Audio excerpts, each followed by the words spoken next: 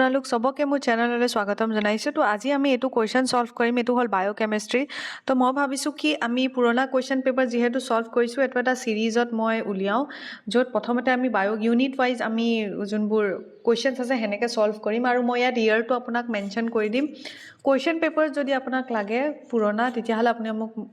ক'ব পাৰে মেইল কৰিব পাৰে মেইল আইডি মই তলত দি দিম যদি আপোনালোকে লাগে সেই কুৱেশ্যন পেপাৰটো মই আপোনালোকক টেলিগ্ৰামত বা মেইলৰ থ্ৰুৱেদি আপোনালোকক পঠিয়াই দিম কুৱেশ্যন পেপাৰ মতে যদি আপোনালোকে কুৱেশ্যনৰ সলিউশ্যন বিচাৰে তেতিয়াহ'লে মোৰ চেনেললৈ আপোনালোক আহিব আৰু তাৰ মই সলিউশ্যন ইয়াত এক্সপ্লেইন কৰিম ঠিক আছে তো প্ৰথমতে আমি চাওঁ এইটো কুৱেশ্যন হ'ল বায়োকেমিষ্ট্ৰি যিহেতু আমি প্ৰথম ইউনিট বায়োকেমিষ্ট্ৰিয়ে পঢ়ে ইউনিট 1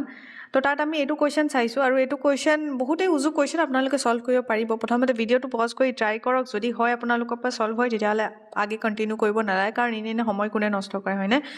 এক্সামো আহি আছে যিহেতু তো আপোনালোকে ৰৈ পিনে চাই লওক যদি সলভ হয় ঠিক আছে যদি নহয় তেতিয়াহ'লে আপোনাৰ ভিডিঅ'টো শেষলৈকে চাব আৰু এটা কথা মনত ৰাখিব যদি ভিডিঅ'টো আপোনালোকক হেল্প হৈছে তেতিয়াহ'লে আপোনালোকে ভিডিঅ'টো লাইক কৰিব আৰু মোৰ চেনেলটো ছাবস্ক্ৰাইব কৰিবলৈ নাপাহৰিব আহক আমি কুৱেশ্যনটো সলভ কৰোঁ সো কুৱেশ্যনটোত কৈছে কি ইয়াত দুটা ষ্টেটমেণ্ট গিভেন আছে one is assertion and the other is reason তো আপোনালোকে জানে assertion আৰু reasonটো কেনেকৈ সলভ কৰিব লাগে তো ইয়াত আমি চাম select the correct answer from the codes given below তো ইয়াত assertion এটা দিয়া আছে আৰু তাৰ reason এটা দিয়া আছে তো এই দুটা আমি চাই পেলাই আমাক ইয়াত অপশ্যন কেইটা চুজ কৰি পেলাই আনসাৰ ক'ব লাগে ঠিক আছে ইয়াত চাৰিটা অপশ্যন আছে A B C আৰু D ঠিক আছে তো আৰম্ভ কৰোঁ এইটো তো গম পালে নহয় এছাৰশ্যন এটা দিয়া আছে আৰু তাৰ আমাৰ ৰিজন দিয়া আছে আমি হেতুক চাই পেলাই সলভ কৰিব লাগে এতিয়া এছাৰশ্যনটো চাওঁ কি লিখা আছে এছাৰশ্যনত কোৱা আছে the association constant in water for GC base pair is 3 times lower than that of AT base pair তো ইয়াত কৈছে কি এছ'চিয়েশ্যন কনষ্টেণ্ট যেনেকৈ ইয়াত ৱাটাৰ আছে ইয়াত GCA আৰু T আছে আপোনালোকে জানে GCAT কি হ'ল কি হয় এইটো আপোনালোকে কওক বাৰু মই নকওঁ মই ওলাই গৈছিলে মুখৰ পৰা মই নকওঁ GCAT কি বুলি কয় নিউক্লিঅ'টাইড বুলি কোৱা হয় নিউক্লিঅ'চাইড বুলি কোৱা হয় নে নাইট্ৰজেনাছ বেছ বুলি কোৱা হয় এইটো আপোনালোকে মোক কমেণ্ট ছেকশ্যনত জনাব বাৰু ঠিক আছে তো AT GC এইকেইটা হৈ গ'ল চাৰিটা তো আমি জানো কি AT আৰু GCয়ে কি কৰে বণ্ড ফৰ্ম কৰে এইটো বেছিক হয় আপোনালোকে হাই ছেকেণ্ডেৰীটো পঢ়িছে গ্ৰেজুৱেশ্যনতো পঢ়িছে মাষ্টাৰ্ছো পঢ়িছে ঠিক আছে ইয়াত আপোনালোকে গম পাইছে কি GCত ট্ৰিপল বণ্ড থাকে আৰু ATত ডাবল বণ্ড থাকে ইটোৰ লগত ঠিক আছে তো ইয়াত আমাক কুৱেশ্যন এছাৰশ্যনত কৈছে the association constant in water for GC base pair is 3 times lower than that of the AT base pair মানে কি ৱাটাৰত GCৰ যোনটো এছ'চিয়েশ্যন যোনটো কনষ্টেণ্ট থাকে সেইটো 3 টাইমছ লোৱাৰ হয় ATতকৈ 3 টাইমছ লোৱাৰ হয় GC সেইটোতো নহয় কাৰণ আমি দেখিছোঁ কি এইটো কি হয় ৱাটাৰত সদায় GC হেৰিটো এছ'চিয়েশ্যনটো বেছি হৈ থাকে কাৰণ GC যোনটো বণ্ডটো হয় ষ্ট্ৰং হয় কাৰণ ইয়াত ট্ৰিপল বণ্ড আছে ৰাইট আৰু AT বণ্ডটো উইক হয় অলপ এজ কম্পেয়াৰ টু GC কাৰণ ইয়াত ডাবল বণ্ড আছে ঠিক আছে তো সেইকাৰণে আমি এইটো গম পাইছোঁ কি GCৰ যোনটো কানেকশ্যন হয় এছ'চিয়েশ্যন কনষ্টেণ্ট হয় সেইটো বেছি হ'ব ৱাটাৰত as compare to AT base pair তো ইয়াততো উল্টা কৈছে association constant in water for GC base pair 3 times lower GCটোক লোৱাৰ বুলি কৈছে কিন্তু সেনেকুৱাটো নহয় GCটো হায়াৰ হ'ব কাৰণ সেইটো বেছি টাইটলি বণ্ডেড হৈ থাকে কাৰণ তাত 3 হাইড্ৰজেন বণ্ড হয় তো প্ৰথমটোতো আমি গম পালোঁ প্ৰথমটো আমাৰ কি হৈ গ'ল এছাৰশ্যন যোনটো হ'ল সেইটো হ'ল আমাৰ ফলছ ঠিক আছে এই এছাৰশ্যনটো আমাৰ কি হৈ গ'ল ফলছ ঠিক আছে এতিয়া ইয়াৰ ৰিজনটো এতিয়া কেতিয়াবা কি হয় এছাৰশ্যনটো দিয়া আছে ইয়াৰ এইটো কাৰণটো দিয়া থাকে ইয়াত ৰিজনটো দিয়া থাকে তো ৰিজনটো আমি চাওঁ ইয়াত কি দিয়া আছে ৰিজনটো দিয়া আছে there are 3 hydrogen bonds in GC base pairs and 2 in the AT base pair সেইটোতো হয় GCত আমাক কি কৈছে ইয়াত 3 হাইড্ৰজেন বণ্ড থাকে আৰু ATত আমাৰ 2টা হাইড্ৰজেন বণ্ড থাকে ঠিক আছে এইটোতো হয় এইটো ৰিজনটোতো কাৰেক্ট হয় বাট এতিয়া এছাৰশ্যনটো ফলছ হয় আৰু ৰিজনটো কাৰেক্ট হয় তো আমি ইয়াত চাম ইয়াৰ পৰা কোনটো অপশ্যন হৈছে both assertion and reason are true but R is the correct explanation of the assertion no' ৰিজনটো কাৰেক্ট এক্সপ্লেনেশ্যন নহয় এছাৰশ্যনৰ কাৰণ এছাৰশ্যন আৰু ৰিজন দুইটাৰ ভিতৰত খালি এছাৰশ্যনটো ভুল হয় নাই ৰিজনটোতো কাৰেক্ট হয় তো ইয়াত এছাৰশ্যন ট্ৰু বুলি কোৱা হৈছে এইটোও নহ'ব কাৰণ ৰিজন ট্ৰু হয় আমাৰ এছাৰশ্যন ট্ৰু নহয় নেক্সটটো চাইছোঁ নেক্সট অপশ্যনত কৈছে both assertion and reason are true but reason is not the correct explanation of assertion নহয় সেনেকুৱা নহয় এছাৰশ্যন আমাৰ ফলছ হয় এইটোতো ভুল হয় তো এইটো আমাৰ বি অপশ্যনটোও নহ'ব এই অপশ্যনটোও নহ'ব এতিয়া থাৰ্ড অপশ্যনত আহোঁ থাৰ্ড অপশ্যনত কৈছে কি assertion is false but R is true of course সেইটোৱে হয় এছাৰশ্যনটো ফলছ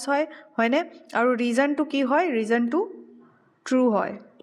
অ'কে তো সেইটো হিচাপত আমাৰ চি অপশ্যনটো শুদ্ধ হৈ গ'ল আৰু ডি অপশ্যনটো তথাপি চাই লওঁ বট এছাৰশ্যন ৰিজন আৰ ফলছ ন' সেনেকুৱা নহয় কাৰণ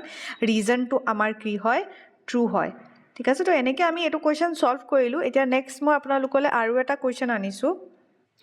পিছে মোৰ মনত পৰা নাই মই আপোনালোকক যদিও জনোৱা নাই মই আপোনালোকক কৈ দিছোঁ কি এইটো যোনটো কুৱেশ্যন হয় ন এইটো নৰ্থ ইষ্ট স্লেটৰ কি হয় 2023 কুৱেশ্যন হয়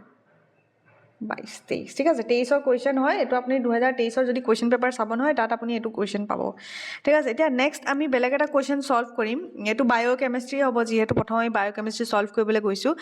এইটো কুৱেশ্যন হ'ব আমাৰ 2019 চনৰ ঠিক আছে স্লেটৰে 2019 চনৰ কুৱেশ্যন হয় এইটো আমি ছল্ভ কৰিম এতিয়া চাওক আপোনাক স্ক্ৰীনত কুৱেশ্যনটো আহিছে চ' কুৱেশ্যনটো আপোনালোকে ছল্ভ কৰা ভিডিঅ'টো চোৱাৰ আগত আপোনালোকে কুৱেশ্যনটো নিজে ট্ৰাই কৰিব যদি ছল্ভ হয় তেতিয়াহ'লে পজ কৰি পেলাই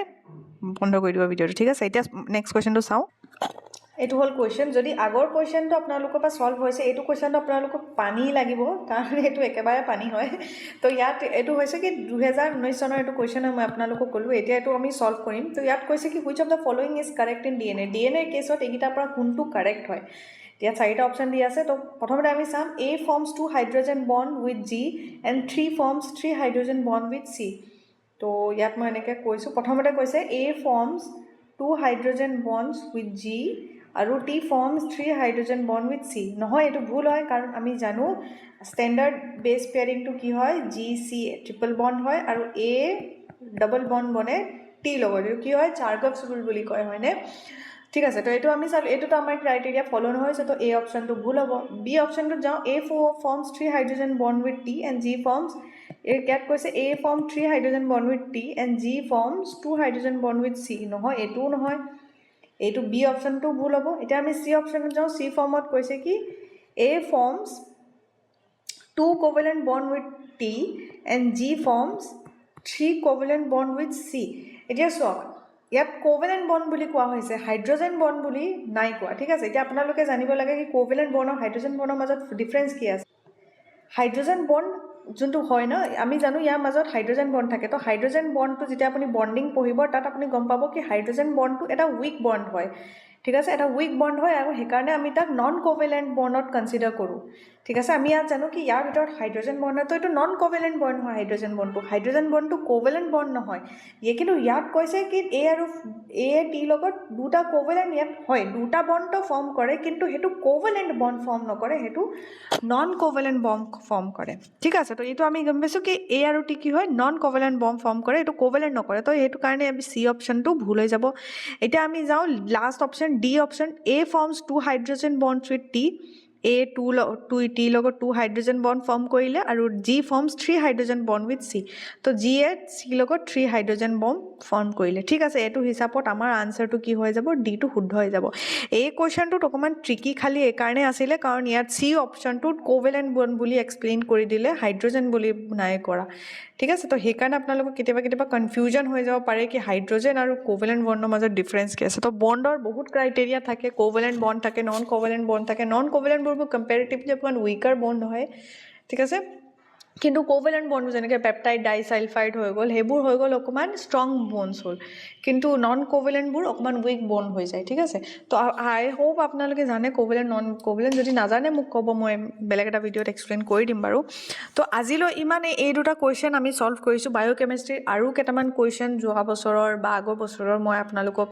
যোৱা 5 বছৰৰ কুৱেশ্যন ছল্ভ কৰিলে আপোনালোকৰ কাৰণে ইনাফ হৈ যাব তো আমি 5 বছৰৰে এতিয়া ফ'কাছ কৰিম যিহেতু টাইমো বেছি নাই তো এতিয়া আমি এইটো 2019 চনৰ ছল্ভ কৰিলোঁ এতিয়া আমি নেক্সট আমি চাম 2018 চনৰ বা 2000 যিমান যি কুৱেশ্যন আছে বায়'কেমিষ্ট্ৰিৰ আমি সেইখিনি ছল্ভ কৰিবলৈ চেষ্টা কৰিম চ' আজিলৈ ইমানে আশা কৰোঁ আপোনালোকক এই ভিডিঅ'টো ভাল লাগিলে লাইক কৰিব ছাবস্ক্ৰাইব কৰিবলৈ নাপাহৰিব আৰু কিবা যদি জানিব বিচাৰিছে মোক কমেণ্ট ছেকশ্যনত জনাব তো আজিলৈ ইমানেই thank you so' much for ৱাচিং